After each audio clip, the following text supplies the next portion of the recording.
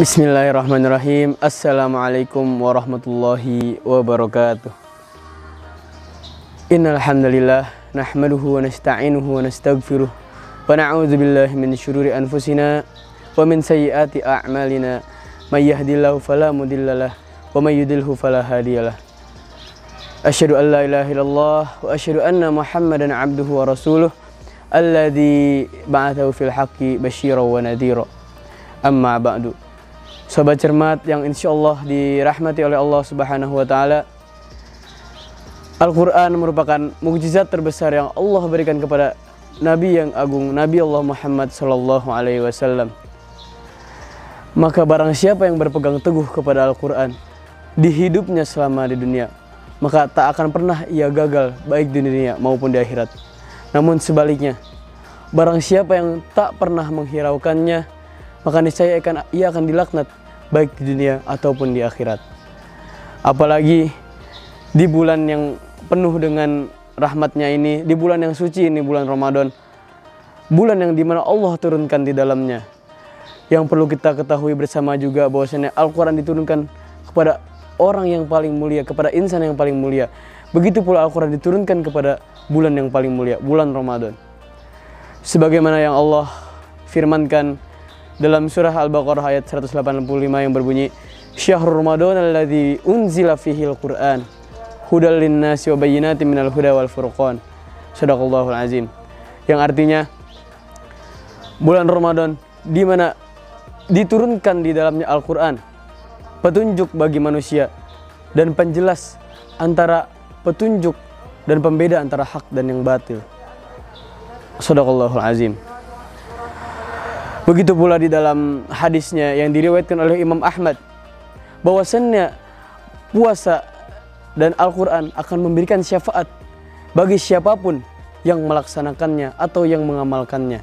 Sebagaimana yang disabdakan oleh Nabi dalam hadis riwayat Ahmad yang berbunyi, puasa dan Ramadan akan mendatangi para pembacanya dan para pengamalnya. Maka puasa akan berkata, ya Allah, si fulan telah menahan laparnya dan dahaganya pada siang hari, maka izinkanlah saya untuk memberikan syafaatnya.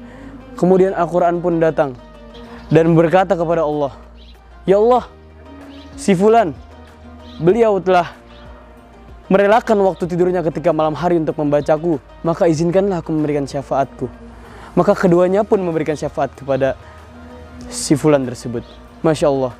Ini merupakan sebuah keutamaan dari bulan Ramadan dan Al-Quran itu tersendiri.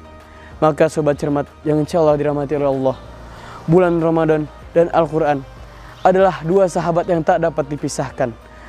Tak bisa kita meninggalkan salah satunya, tak bisa pula kita hanya mengerjakan salah satunya.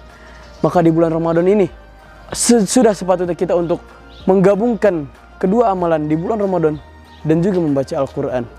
Hal ini sebagaimana telah dilaksanakan oleh baginda Nabi Allah Muhammad SAW, di mana Jibril turun ketika bulan Ramadan dan menghadap kepada Nabi Muhammad untuk memurojaah kembali apa-apa yang telah dihafal oleh Nabi Allah Muhammad. Begitu pula apa yang dilakukan oleh para sahabat Nabi.